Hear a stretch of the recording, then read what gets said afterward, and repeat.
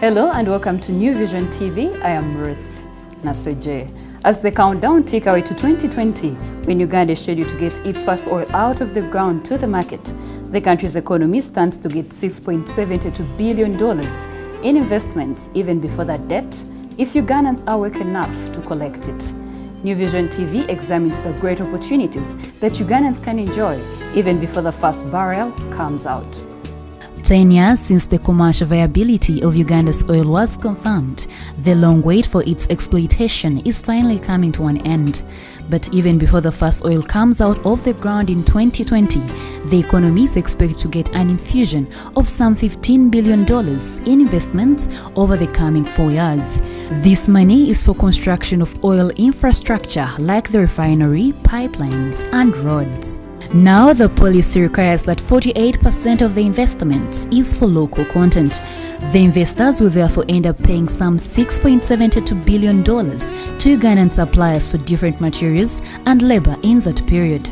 The question is how prepared Ugandans are to meet all the investors' requirements, not only in the required quantities, but the quality as well. Upon the insistence of Uganda's leadership, both the refinery and the pipeline to the coast will be constructed, instead of either or some donors were suggesting. The refinery will have a capacity of processing 60,000 barrels per day. It is to cover an area of 19 square kilometers in Kabale and Hoima. 98% of the former occupants of the land have already been compensated. Refined products from Kabale will be distributed to the market of Uganda, Western Kenya up to Eldoret, Eastern DRC, Rwanda, Burundi, Northern Tanzania, and South Sudan.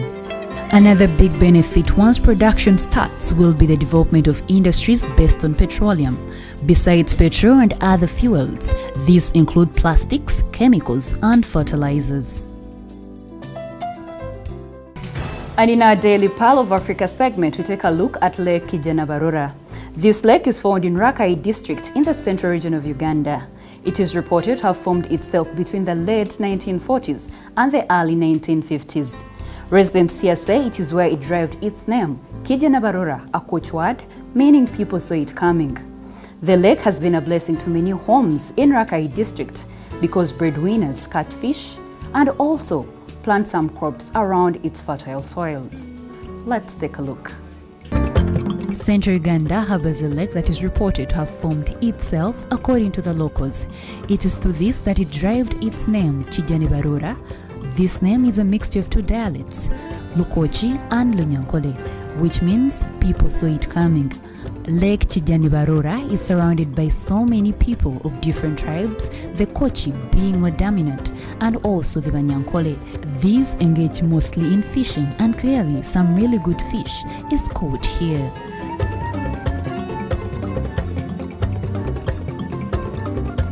Farming is also embraced in this area. Another surprising activity you cannot miss out on is bird watching, since many fly over to feed on the snails.